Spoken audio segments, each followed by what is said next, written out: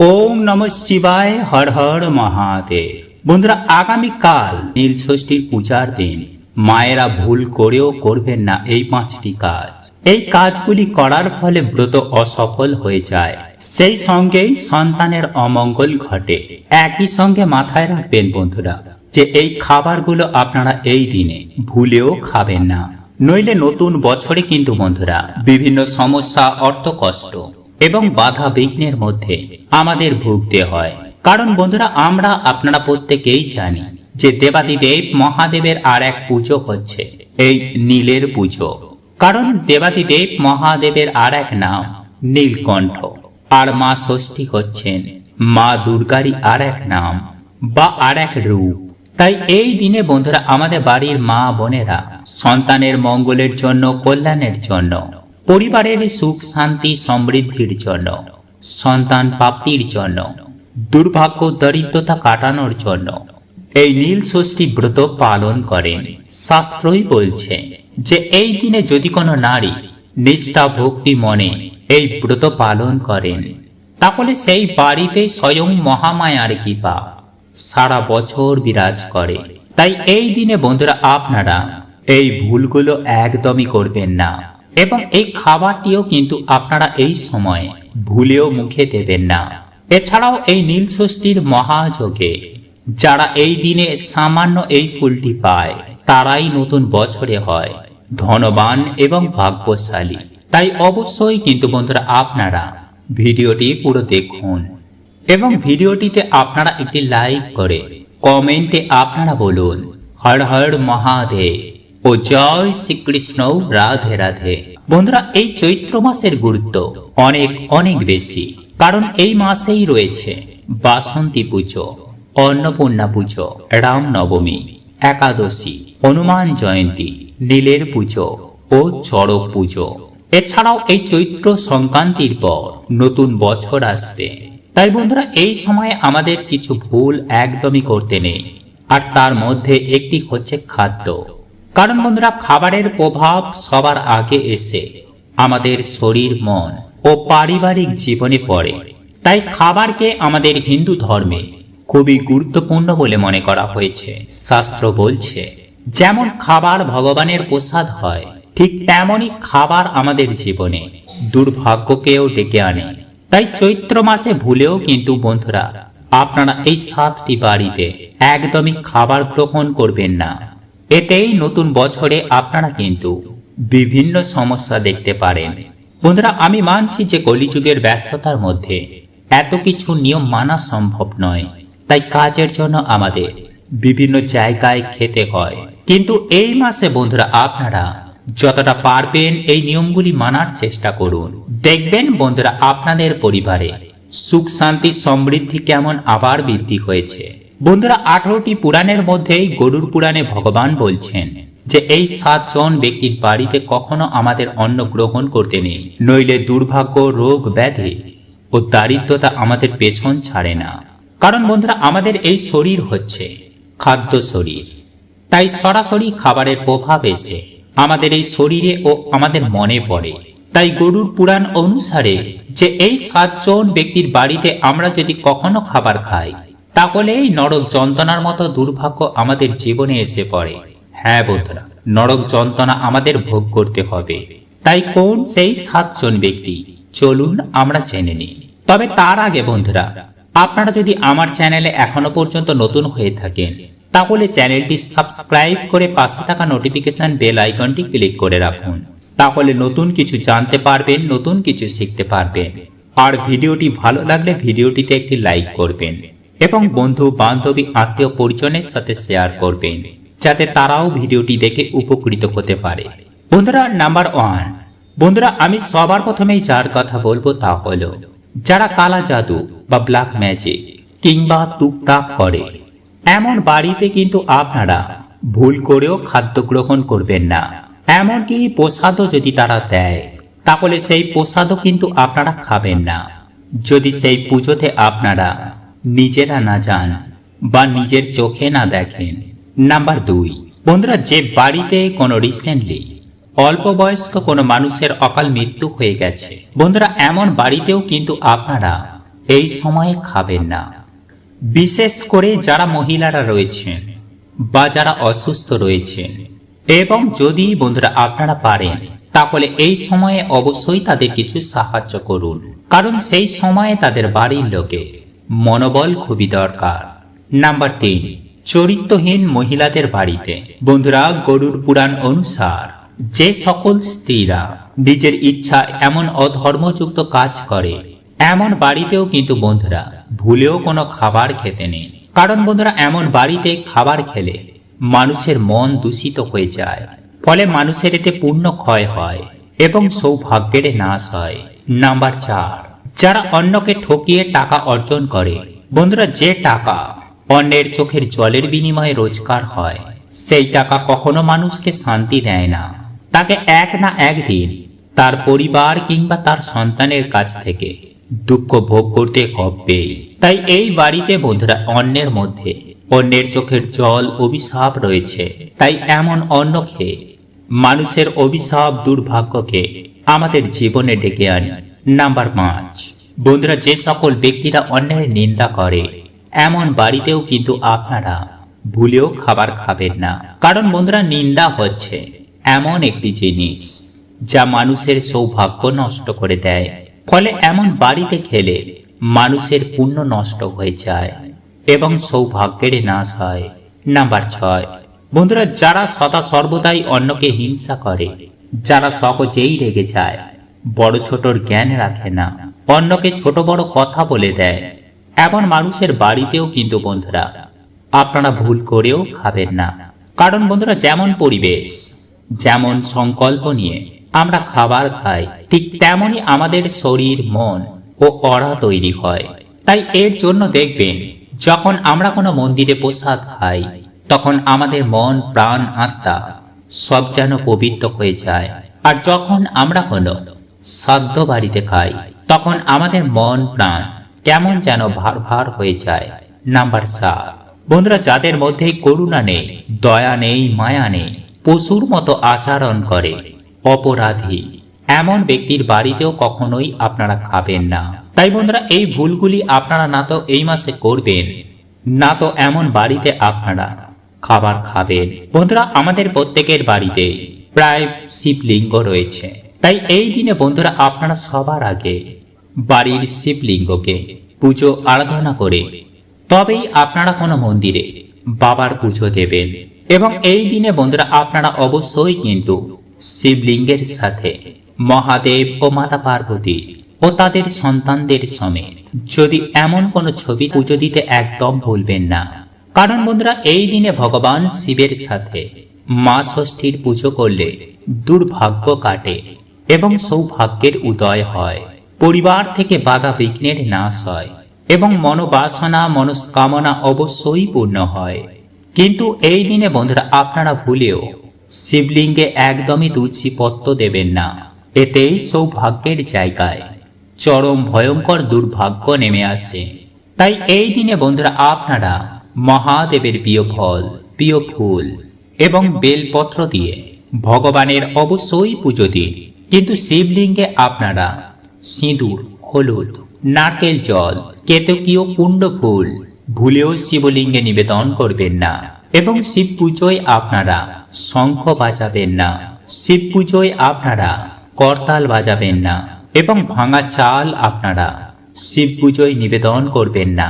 এবং ভগবান শিবের পুজোয় আপনারা সোনা, রূপো, পিতল, কাঁসা বা অষ্টধাতুর নির্মিত পাত্রে ব্যবহার করবেন। কিন্তু লোহা, স্টিল কিংবা অ্যালুমিনিয়ামের পাত্র ভুলেও আপনারা ব্যবহার করবেন না।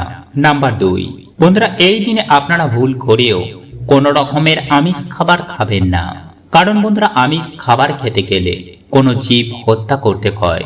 আর এই শুভ দিনে বন্ধুরা এমন কার্য থেকে আপনারা অবশ্যই বিরত থাকুন। এই দিনে ভুলেও আপনারা কারোর মনে দুঃখ দেবেন না। বিশেষ করে যারা এই দিনে ব্রত রাখছেন, তাদের মনে কিন্তু ভুলেও দুঃখ দিয়ে আপনারা কথা বলবেন না। কোন রকমের অশ্লীল আচরণ একদমই করবেন না।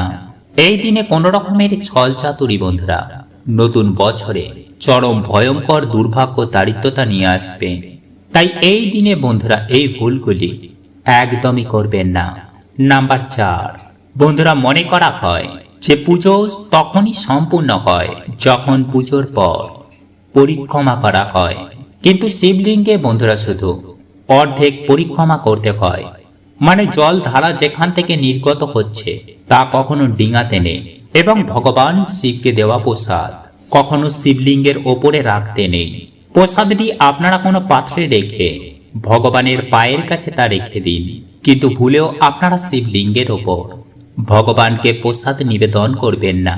বন্ধুরা এই দিনে আপনারা যদি ভগবান শিবের প্রিয় ফুলগুলির মধ্যে যে কোনো একটি ফুল যদি নিবেদন করতে পারেন, তাহলে নতুন বছরে আপনাদের মনোবাসনা মনস্কামনা সুনিশ্চিতভাবে পূর্ণ হবেই হবে। হ্যাঁ বন্ধুরা, আর এই পছন্দের ফুলগুলির মধ্যে এই গোলাপ অন্যতম। তাই যদি বন্ধুরা আপনারা এই দিনে ভগবান শিবের নামে বা ভগবান শিবকে যদি আপনারা এই গোলাপ ফুল অর্পণ করতে পারেন, তাহলে বন্ধুরা আপনাদের প্রেম সম্বন্ধ ও ধন সম্পত্তিতে বন্ধুরা আপনারা সফলতা প্রাপ্ত করবেন। এছাড়াও বন্ধুরা আপনারা যদি এই দিনে শিবজিকে এই ফুল অর্পণ করতে পারি, তাহলে বন্ধুরা আমরা সুস্থ শরীর ও অভিশাপ থেকেও আমরা মুক্তি পেয়ে যাই। নাম্বার 2, বেল ফুল। বন্ধুরা এই দিনে ভগবান শিবকে বেল ফুল অর্পণ করলে যে মনস্কামনা মনোবাসনা কিছুতেই পূর্ণ হচ্ছে না, তা ভগবান শিবের কৃপায় খুব তাড়াতাড়ি পূর্ণ হয়ে যায়, এবং জীবন থেকে নানান রকমের বাধা বিপত্তি এতে নাশ হয়। নাম্বার 3, বন্ধুরা যদি আপনাদের জীবনে বিভিন্ন রকমের বাধা বিপত্তি লেগেই রয়েছে, কোনো কাজেতেই আপনারা সফলতা প্রাপ্ত করতে পারছেন না, তাহলে বন্ধুরা আপনারা এই দিনে শিবলিঙ্গে চামেলি ফুল যদি অর্পণ করতে পারেন, তাহলে বন্ধুরা এই সমস্যা থেকে আপনারা সুনিশ্চিতভাবে মুক্তি পেয়ে যাবেন। নাম্বার 4, ধুতুরা ফুল। বন্ধুরা শিব পুরাণ অনুসার ধুতুরা ফুল ও ধুতুরা ফল ভগবান শিবের অত্যন্তই প্রিয়। তাই এই ফুল ও ফল ছাড়া ভগবান শিবের পুজোই অসম্পূর্ণ।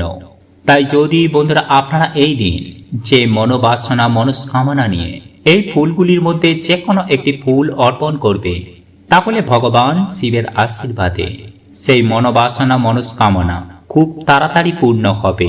তাই বন্ধুরা এই মাসকে মনোবাসনা পূর্ণের মাসও বলা হয়। নাম্বার 5, আকন্দ ফুল। বন্ধুরা জ্যোতিষ শাস্ত্র অনুসার এই আকন্দ ফুল ভগবান শিবের খুবই প্রিয়। এছাড়াও নীলকণ্ঠ, জবা, পদ্ম ও নীলকমল ভগবান শিবের খুবই প্রিয়। কিন্তু বন্ধুরা আপনারা কেতকী ও কেওড়া ফুল শিবলিঙ্গে ভুলেও অর্পণ করবেন না। এই খাবারগুলি ভুল করেও মুখে তুলবেন না, কারণ এতে দেবাদিদেব মহাদেব অত্যন্ত রুষ্ট হবেন। ঠিক তেমনি আপনার গৃহদেবতাও অত্যন্ত অসন্তুষ্ট হবেন। তার ফলে জীবনে নেমে আসবে চরম ভয়ঙ্কর দারিদ্রতা ও অর্থ সমস্যা।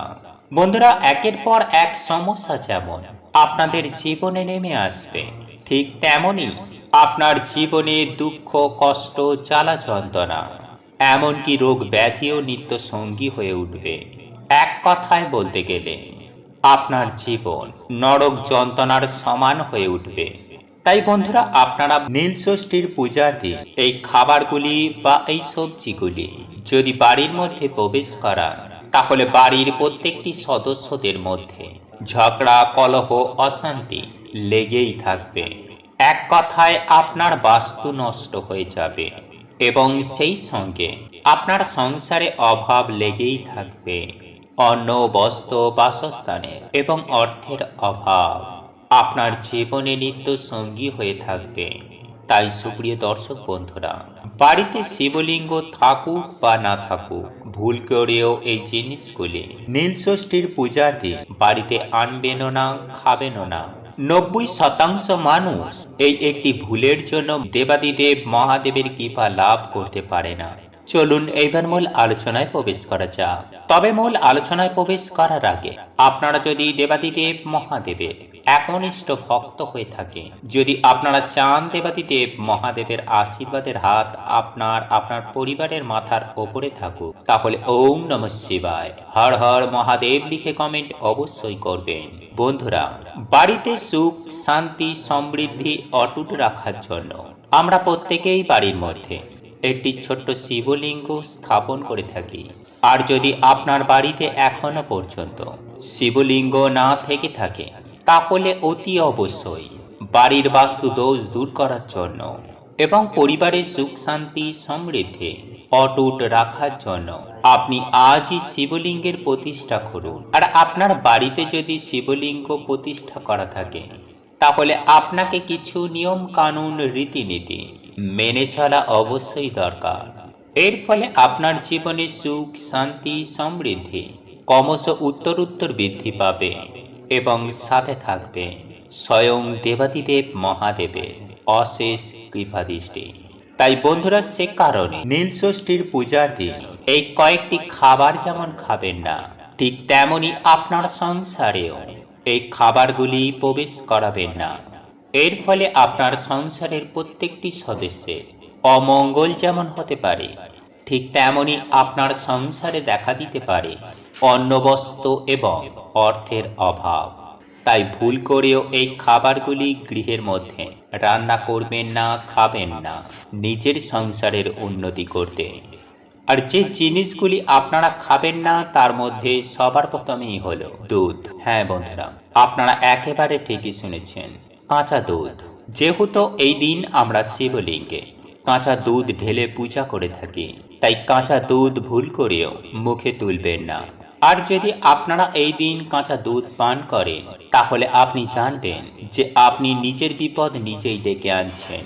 এরপর দ্বিতীয় যে জিনিসটি আপনারা খাবেন না, সেটি হলো আমিষ খাবার। হ্যাঁ বন্ধুরা, দেবাদিদেব মহাদেবের আশীর্বাদ পেতে নিজেকে একটু সংযত করে আমিষ খাবার খাওয়া থেকে নিজেদের বিরত রাখুন।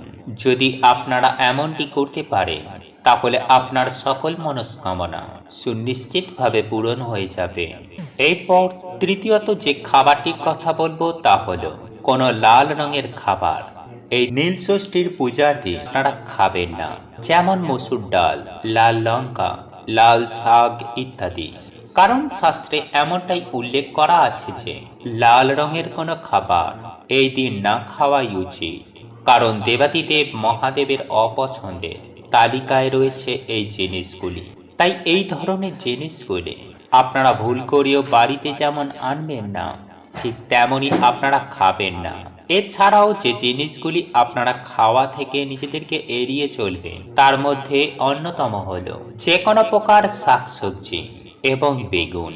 হ্যাঁ বন্ধুরা, এগুলি যতটা সম্ভব ততটা কম খাবেন, ততটাই আপনার মঙ্গল। তাই নীলষষ্ঠীর পূজার দিন সকালবেলা ঘুম থেকে উঠেই স্নান করে দেবাদিদেব মহাদেবের পুজো আরাধনা করবেন এবং স্নান করার পর বিশেষ একটি মন্ত্র জপ করবেন।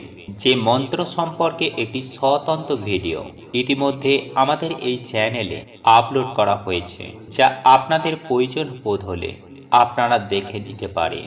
যাই হোক বন্ধুরা, আপনারা এই দিন আপনাদের সামর্থ্য মতো নৈবেদ্য নিবেদন করে আপনি যদি দেবাদিদেব মহাদেবের পুজো আরাধনা করতে পারেন, তাহলে আপনি স্বয়ং দেবাদিদেব মহাদেবের কৃপা ধন্য লাভ করবেন।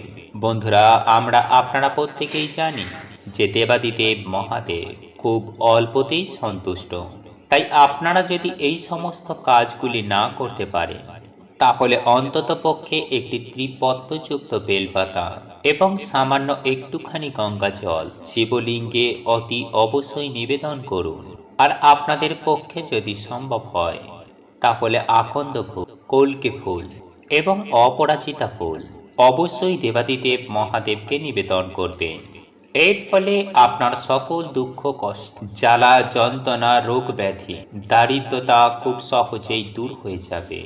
এবং তার পূজা করার সময় যে মন্ত্রটি পাঠ করবেন, সেটি হলো ওম নমঃ শিবায়। এই মন্ত্রটি অন্ততপক্ষে 3 বার জপ করবেন। বন্ধুরা, এই মন্ত্রটি আপনি যেমন প্রতিদিন সকালে পাঠ করতে পারেন, ঠিক তেমনই প্রত্যেকটা দিন সন্ধ্যাবেলায় সন্ধ্যা আরতি দেবার সময়ে আপনারা এই মন্ত্রটিও পাঠ করতে পারেন। বন্ধুরা, এইভাবে আপনারা যদি প্রত্যেকটা দিন দেবাদিদেব মহাদেবের এই মন্ত্র জপ করতে পারেন, তাহলে আপনার জীবনে সুখ, শান্তি, সমৃদ্ধি, ঐশ্বর্যে ভরপুর হয়ে উঠবে।